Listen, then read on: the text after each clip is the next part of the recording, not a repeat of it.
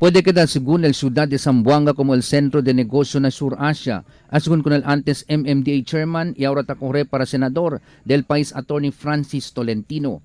Asigun pa kung Tolentino cosa ta se bonito con el ciudad de Zamboanga, amo kay hindi tatupa el porte tipon aquí.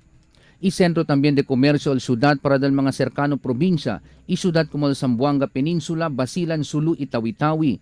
Si Atty. Francis Tolentino amo el huésped de honor del Dateline Teleradio este día. Ang nakikita ko po rito, Zamboanga City should be one of the major growth centers of Mindanao.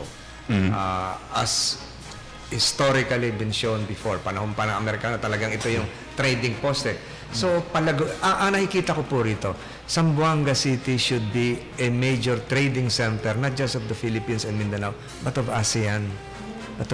Take advantage of the strategic location of Zamboanga City as we reach out to Brunei Darussalam, Indonesia, Malaysia. So, ang kailangan po kapayapaan eh.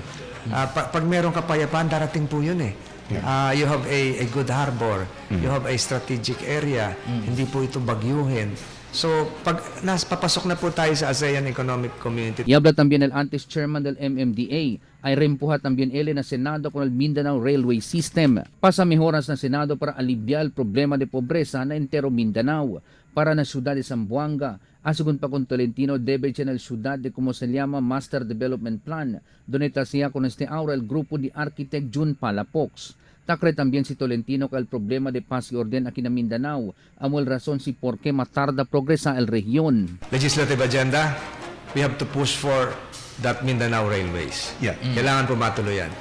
Peace and development, number one po sa priority ni Duterte. Tutulungan ko po siya doon. Yung usapin po natin siguro sa power outages dito, it's about time. Matagal na pinag-uusapan.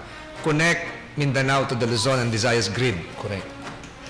Pangapat po, siguro po dapat planuhin na natin na mas maaga yung mga growth centers natin sa Mindanao. Davao, Cagayan de Oro, Zamboanga, nang hindi niyo po maranasan yung naranasan sa Metro Manila. Salasalabat po yung mga ordinansa. Siguro 5, 6, 7 LGUs magsama-sama, magkaroon ng isang comprehensive master plan. Si Atty. Francis Tolentino junto tako rin na grupo di Presidential Frontrunner y Davao Mayor Rodrigo Duterte. Según con Tolentino, bien bonito el recibida del mga Zamboangueños kanila ayer durante el Grande Rally y Motorcade na Pueblo. Marami pong tao. Before that, sa Pagadian City po, talagang sobra-sobra din po doon. Jump pack sa labas, sa motorcade.